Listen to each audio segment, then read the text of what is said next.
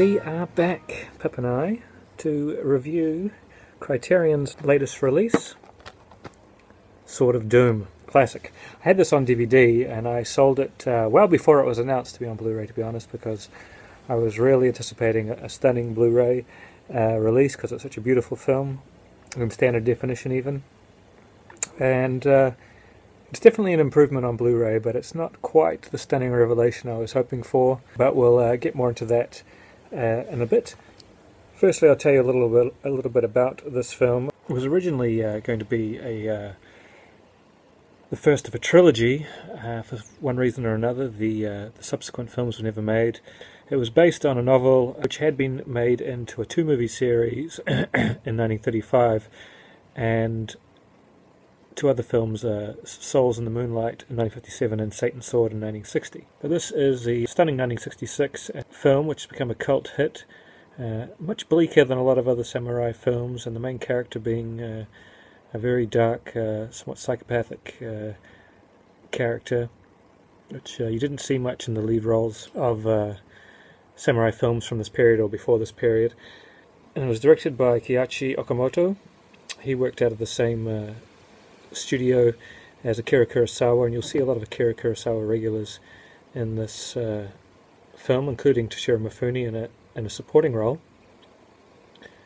Now, it was shot in 2.35:1 aspect ratio, so it's a beautiful widescreen. It's represented here in that same ratio, and it does also have uncompressed monaural sound. Now, the transfer itself is from a 35mm composite fine-grained master, and has been cleaned up somewhat, and it does look better than the DVD, especially in motion. But I used to watch the DVD on a much smaller screen, which wouldn't have looked so great on the 55-inch television I have now.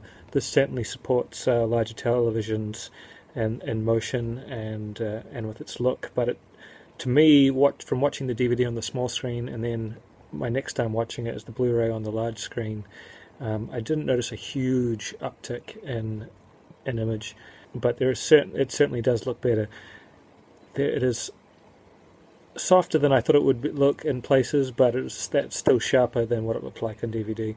A lot of the scratches and blemishes have been removed, so it does look pretty pristine as far as that goes.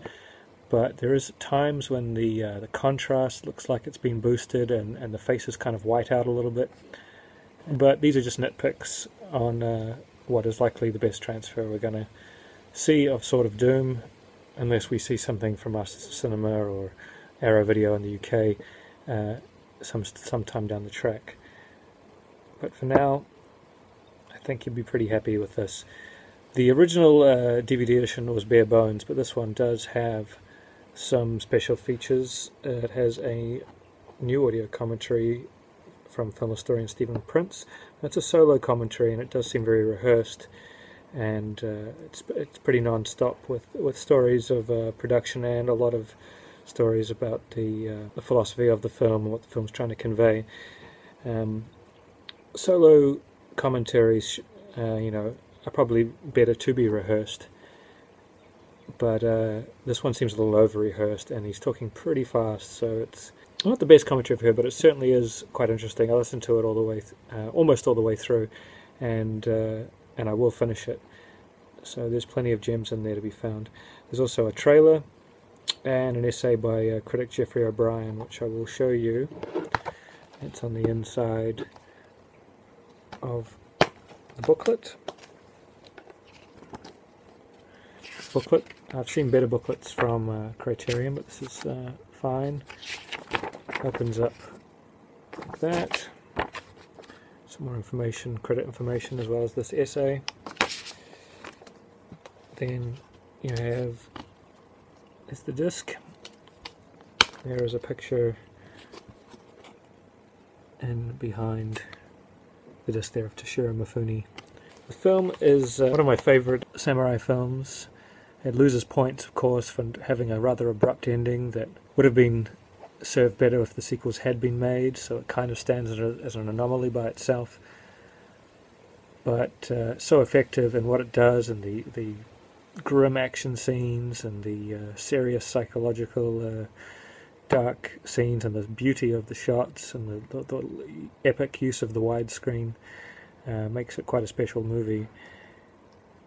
It is, I can't remember from last looking at my my personal list, but it's either just inside or just outside my top 100 films of all time, and I recommend you go get it. Check it out, Sort of Doom from Criterion.